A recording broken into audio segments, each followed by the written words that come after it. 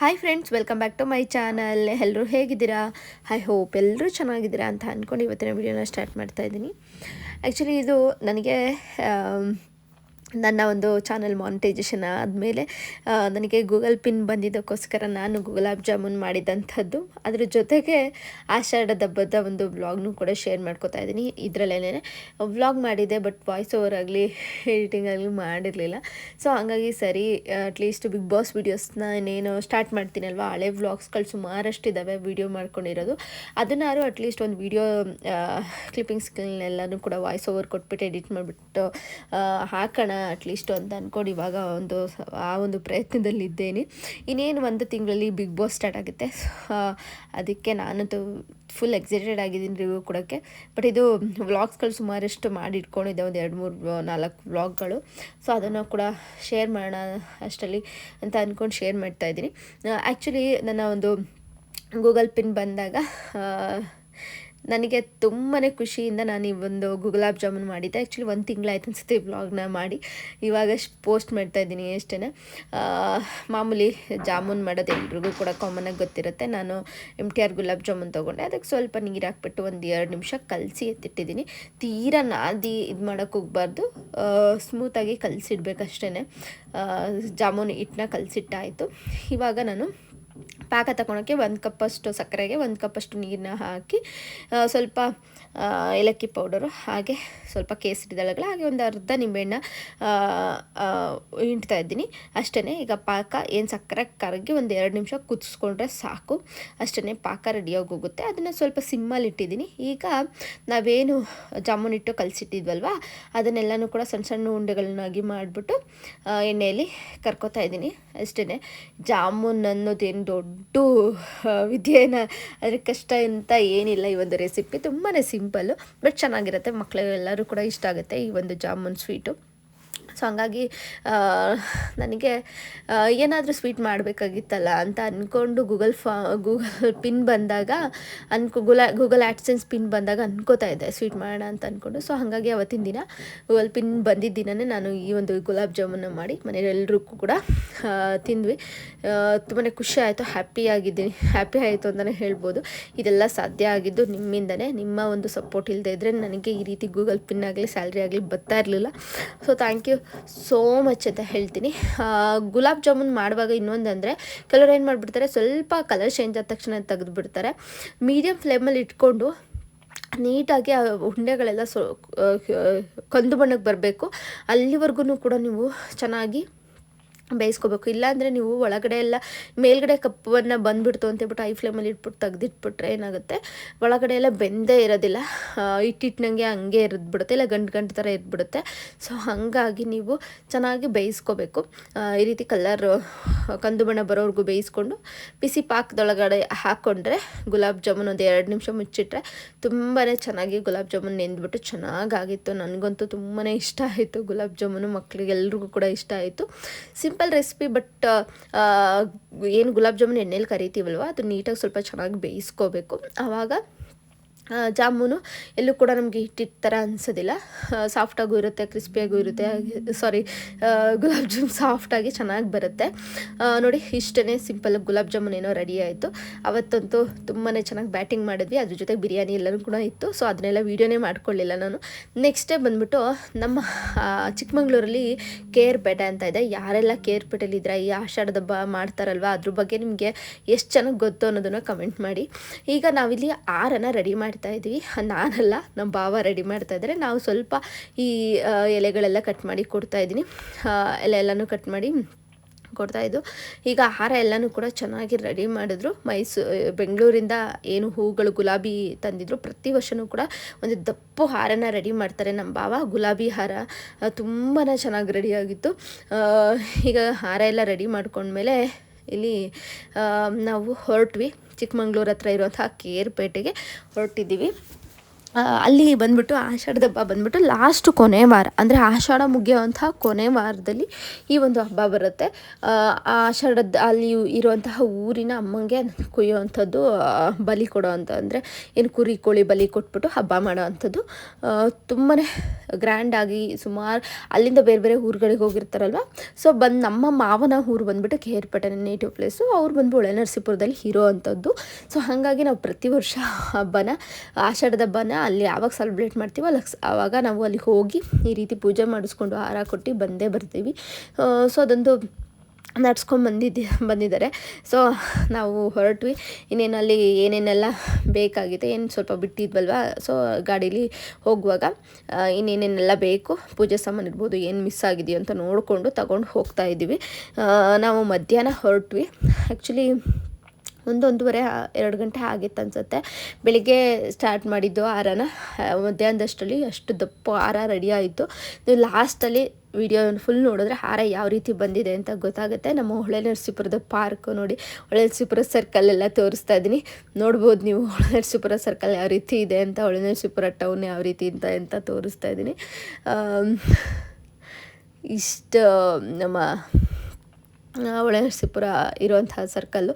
ಯಾರ್ಯಾರೆಲ್ಲ ಹೊಳೆನರಸೀಪುರದಿಂದ blog ನೋಡ್ತಾ ಇದ್ರೆ comment ಮಾಡಿ, ಇದು ನಮ್ಮ ಹೊಳೆನರಸೀಪುರ ಅಂತ ಹೇಳಿ. ಹೊಳೆನರಸೀಪುರದಲ್ಲಿ ಹೋಗ್ತಾ ಇದ್ದೀವಿ.